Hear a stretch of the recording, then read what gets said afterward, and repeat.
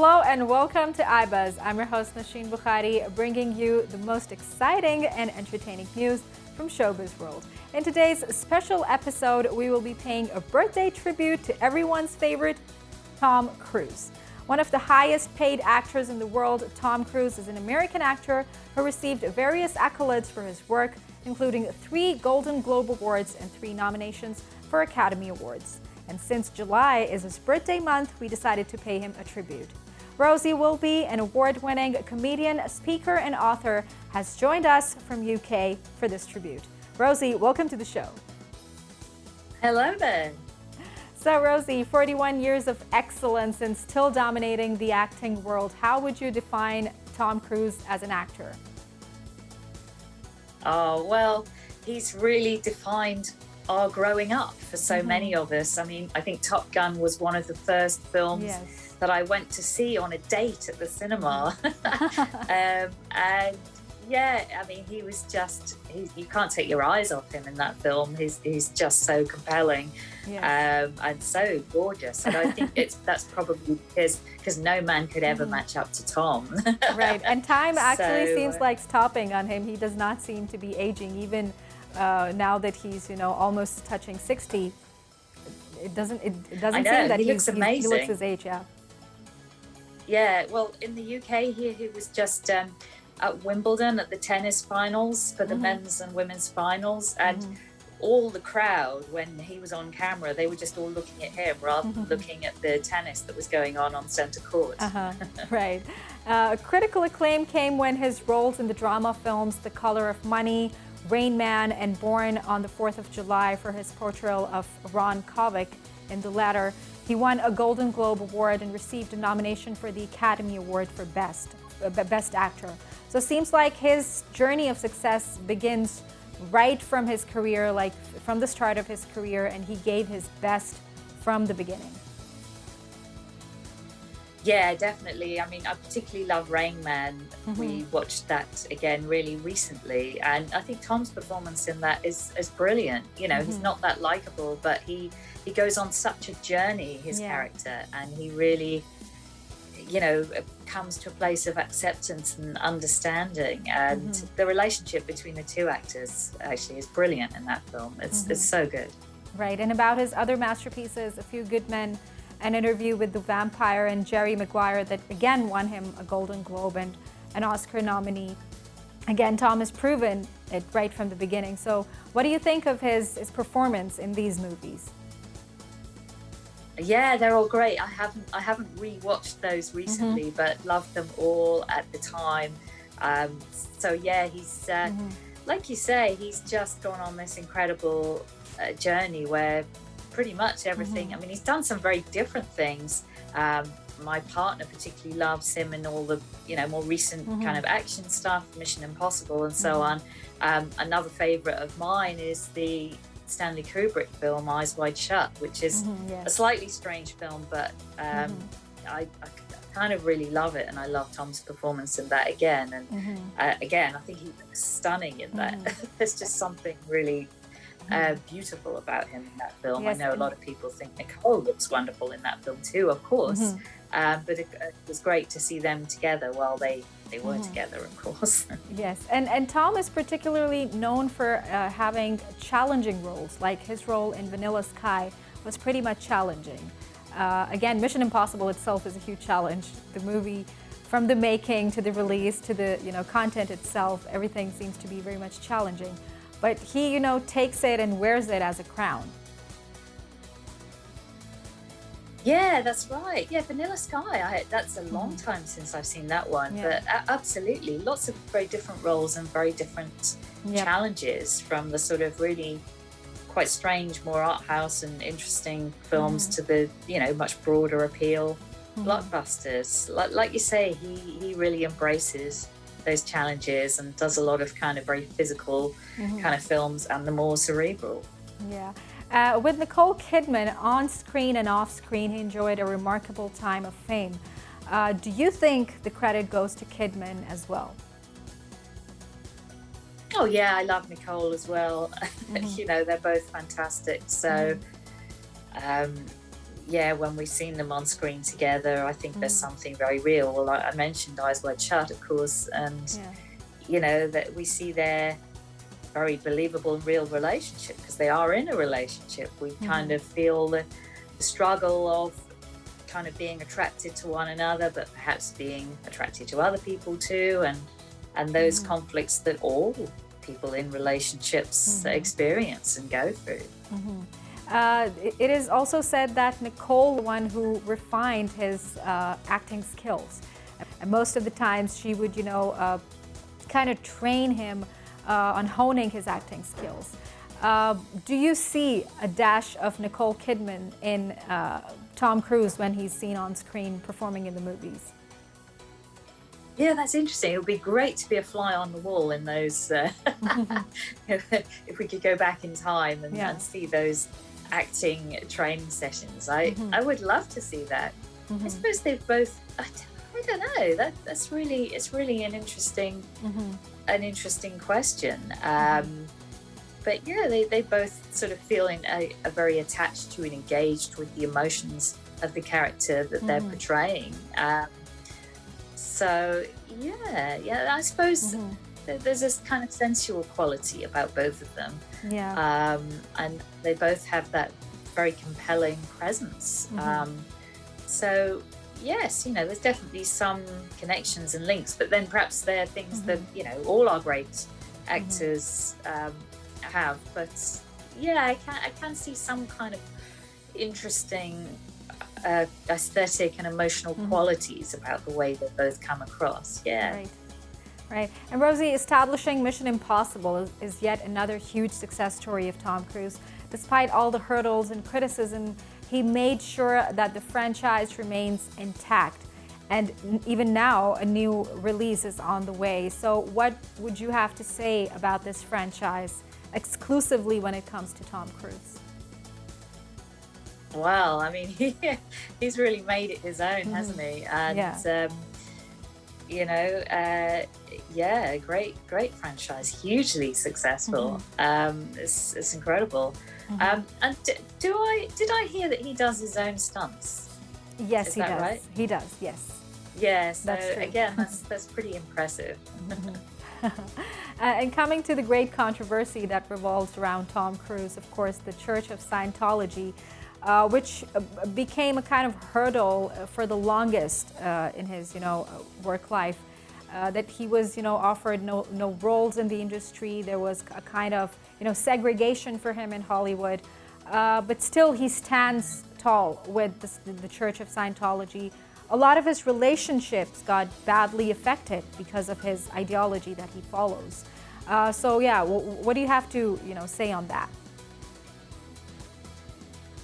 Yeah, I think being a Tom Cruise fan, you know, is difficult, and we've all been on this difficult journey where, you know, there's some things that he says that we don't agree with.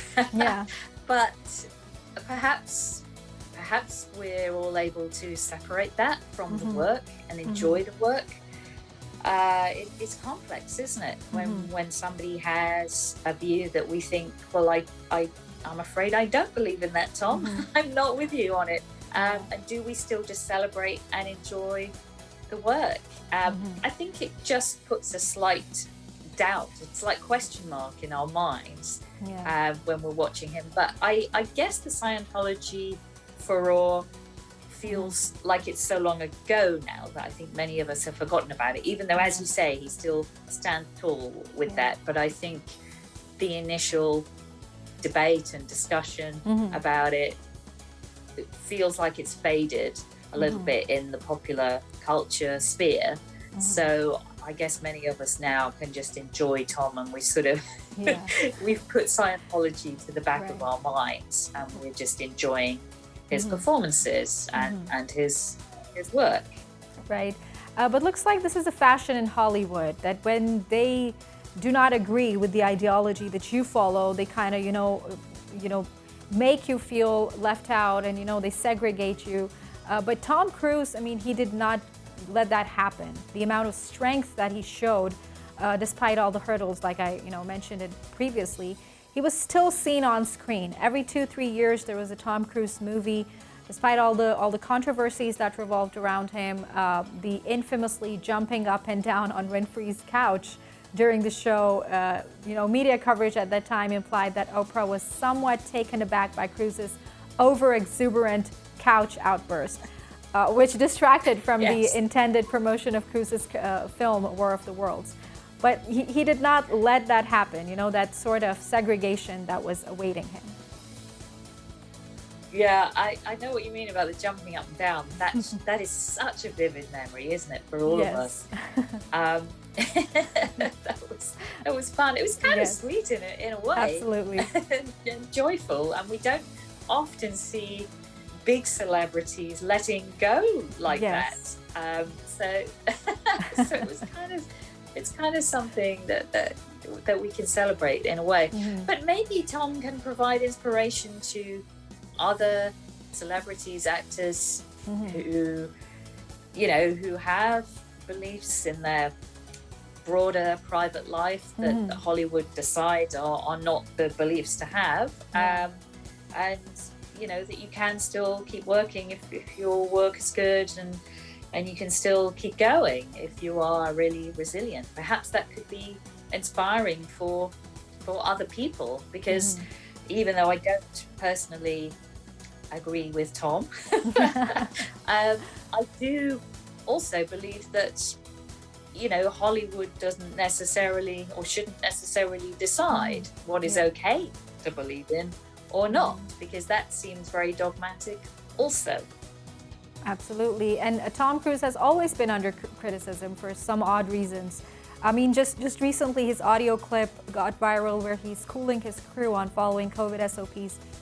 But still, he remains almost everyone's favorite because of the remarkable energy and strength that he shows most of the time. Keeping Brendan Fraser's example and a lot of other actors and actresses' example in mind, who were under the criticism and then they let their entire career slip out of their hands. But Tom Cruise has that grip over his career and over himself, that he never pays attention to the criticism, which is a huge example to follow. Yeah, I think it really is. There aren't many people who can sort of withstand that much criticism and that much controversy and just still, like you say, still keep on going. It makes me think in the tennis world. I also follow the sport of tennis, and Novak Djokovic has just equaled the other two great players on the greatest number of Grand Slam tournaments. And he's a very controversial figure in the sport world, but he just carries on going. And some of these kind of very great people who are great at what they do have this incredible inner strength and determination that makes them able to just keep going through controversy in a way that maybe many of us kind of normal mortals wouldn't be able to. Absolutely. Rosie, it was great having you on board. Thank you very much indeed. Thank you. That was Rosie Wilby paying a tribute to the birthday boy, Tom Cruise. And that is it from the tribute segment. We will be right back after a quick short break, bringing you a movie review. Stay tuned to find out.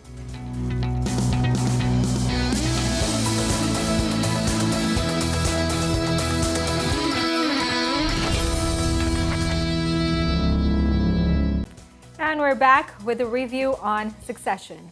The Logan family is known for controlling the biggest media and entertainment company in the world. However, their world changes when their father steps down from the company. To review the season, we are joined by film critic Mayank Shekhar. Mayank, welcome to the show. Thank you for having me. So Mayank, Succession is said to be the gold standard of television writing. How would you comment on the storyline?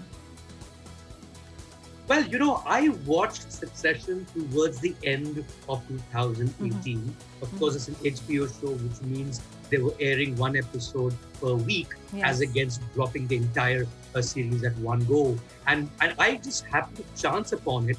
And I was just struck by how amazing this series was and why wasn't the whole world talking about it. I think sometimes because it's not on Netflix, because it doesn't drop at the same time, because it's not on Amazon, perhaps we tend to miss out on the big ones, which inevitably come from HBO. I mean, they are in some sense the inventor of the golden age of television, right from Sopranos back in 1999. So, I mean, of course, I was struck by the beauty of this show, but struck far more by why was it not the global talking point. And in time, of course, it did become, and everyone is talking about Succession purely right now because the trailer for the third season has just dropped, and there cannot be bigger and better news. Actually, it's more of an announcement than a trailer, but there can't be a better and bigger news for fans of this show or fans of television per se. It may not be incorrect to say, at least for me, it is perhaps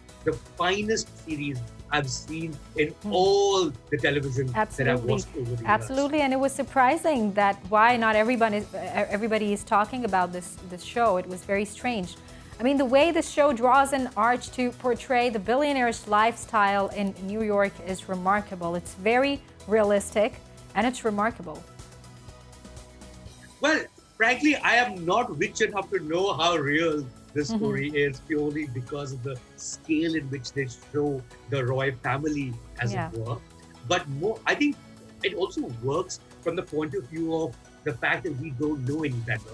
And so it gives you a sense of what possibly goes behind the closed doors of the mightiest and the richest and the most famous people of the planet. What could be happening in these societies that on the face of it seem such polite societies, but they're really out there to kill each other. The only thing they don't do is literally kill each other. Otherwise, they have us. You know, they have a knife to stab each other at any point in time because the stakes are so high and everyone is so deeply trustful of the other. And of course, the show in itself is called Succession because it is a war, a succession war between various siblings for a father who's still alive. So you can imagine what would happen once, he's no more. And the first season was just striking in its authenticity. I think the fact that we were talking about media empire per se, right? And it's an area also that interests me, usually being a media professional myself. And given that the first season was so close to the Australian born American Baron, Rupert Murdoch, it just seemed like two parallel stories going on. But of course, by the second season, that story developed a completely different arc and a completely different storyline and a life of its own. So, I mean, from where it starts to where it goes, and it's pinned on just one thing, right? That one of these siblings would like to take over, and to hinge on that idea, a story is so complex and so engaging. I think it's a masterclass in television writing. I think Jesse Armstrong, the creator of the show, deserves every award there is, and I really hope that the third season lives up to all the expectations. Right, and with all the great messages, the message that it carries on top of everything is that you should always keep business and family separate. The dark side of the show is right? that, Exactly. Yes, well, if it is a family business, you cannot quite keep it separate from the family. And in that sense, what I thought it was interesting was it may well be this one particular family that is essentially into entertainment / media empire. That's what it is. But you could place this in any business family. You could technically place this, and it has been placed so wonderfully before, in say The Godfather, the succession war that happens in the mafia. And they behave no differently in that sense, except that it's a far more corporate structure, but so is a mafia, the underworld. So the treatment is very, very dark and seedy. But I mean, this could genuinely be the story of any business family, whether real or imagined, on screen or in life. Yep. And Brian Cox, Kieran Culkin, Adrian Brody, Haim Abbas, the cast itself speaks volumes of the brilliance. But Succession is originally, it feels like it's elevated by Cox's turn. The way he, continues to develop the character and, puts warmth into his character is something that actually empowers the season, especially the season 2. Well, I have to say a lot of the times we tend to confuse good acting, actually the other way around, we tend to confuse performances for just good acting. I think so much of what these performances are based on is fantastic writing. And this show is really writing at its highest form, and which is probably why, which is to take away nothing from the performers, which is to take away nothing from the actors, but you can tell all the complexity of their performance actually rides on how complex these characters are. Absolutely none of them is unidimensional. Everyone has shades of gray, sometimes pure black, sometimes pure white, but they all somehow or the other are trying to do the best things for themselves. And it seems like that's how a particular character would react to that situation, regardless of how situations change. So in that sense, I mean, you can't take away anything from Brian Cox, but he is the grand patriarch of this Roy Empire, as it were. But I think the complexities come in far more with the siblings, because they're all such characters, in terms of how they think, in terms of how they behave. And of course, we know them deeply, given that we've seen them over 2 seasons. But, like Jeremy Strong, for instance, I think he's the most complex character of the lot. The eldest son, he has a lot to prove. Sometimes he gets it right, most times it doesn't. Then there is, Kieran Culkin, who's incidentally the brother of Macaulay Culkin, the boy from Home Alone. And I realized that much later, of course. What a fantastic part to play. Like this typical bigda hua prank, like a prankster of a boy, and that's the boy. That's the typical brat, as you would imagine, but he's so atypical also in certain moments. And of course, I actually fell for Sarah Snook, who plays Siobhan. I think she's a smart cookie in the lot. At the same time, done in by a very patriarchal system. At the same time, has her own shades of grey playing around. She plays people in the same way that the other siblings do. They all have characteristics of their own father, who of course, brings it all together. And what a father to be! He can trust absolutely none of his kids. It's a bizarre situation to be in. You can be rich, you can be famous, but you can have a miserable life too. Absolutely. And Mayank, season 1 is of course great, acts as a base as it introduces the characters, but it is said that season 2 is an absolute masterpiece and takes the story to another level. What is your take on that?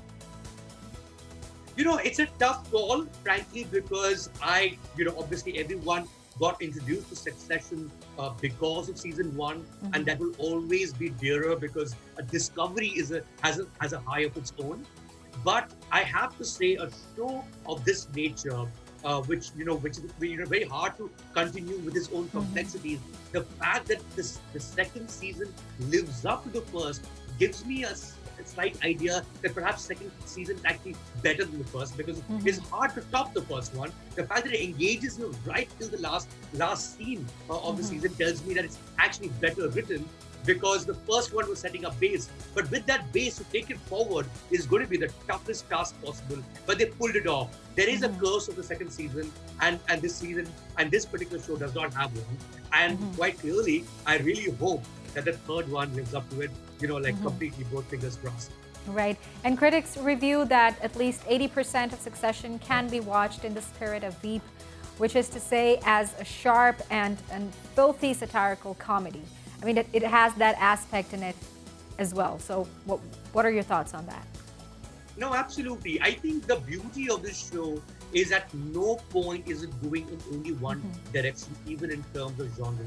Of course, this is a family drama, and of course, this is a drama, but isn't every script a drama in that sense? Don't all scripts have conflict? But what do you do with it? And I think, it's funny, it's very ironic in certain parts, it's deeply serious. It involves you with each and every part in that sense. And of course, at no point are you not rooting for someone or the other. And that's really the mark of a great show. I think everyone you will meet who has loved Succession will tell you a particular character who happens to be their favorite, and it can change from person to person. That's how brilliantly each character has been written. And of course, and that's because at no point is it just one thing. At no point is it a sad series. At no point is it a happy series. At no point is it just a melodrama. And at no point, of course, at no point is it boring. That's the most important. Full of surprises. And Mayank, if you remember, 2019 was the time everyone was missing Game of Thrones. And then came Succession, with these 2 seasons, and it kind of managed to fill in that void. And, you know, slowly and gradually it started taking place on HBO because HBO was the network it was aired on. So do you think that it was a modern version of Game of Thrones because there was also a war between families to, you know, take over and get into the power? And the same kind of thing we're seeing it happening in Succession between the siblings. So what do you think of that? You know, I would personally rate Succession far higher than Game of Thrones, and you know, no knock on Game of Thrones, and you know, of course, it has millions and billions of followers all over the world. But there is something about a fantasy where you can constantly kill off characters and move on to the next episode, which is perhaps easier to do and more satisfying for the viewer, but it's harder to write a story which is Shakespearean in its own way. But unlike Shakespeare tragedies, everyone can't just be bumped off. You know, they continue to be there, they continue to fight, they continue to live for another day. And, you know, everyone gets a chance for one-upmanship. That complexity, especially set in a most real world possible, to a point that you can even see shades of real people in this show, makes it a far greater exercise in screenwriting than Game of Thrones. But of course, there is no question of comparing the two, because even genre-wise, one is a family drama in a real sense, and the second is at the level of its theme, far more fantastical fantasy, as it were. And definitely, we're going to recommend those who still haven't watched this season that they're missing out on a lot. No, absolutely. I think the third season is going to come out in the fall of this year, which means anyone who's hearing about Succession for the first time on this show, you have a lot of time to catch up on 2 seasons of Succession, 10 episodes each. And I can guarantee you, no one I know has been disappointed. I don't think the viewers of this show will be disappointed either. Absolutely. Mayank, thank you very much indeed. It was great talking to you. Thank you, Nosheen. Thank you. Always a pleasure. That was Mayank Shekhar reviewing Succession. And that is it from today's episode. We hope you liked it. Don't forget to share your feedback on the social media link mentioned down below. We'll see you next time. Until then, take care and goodbye.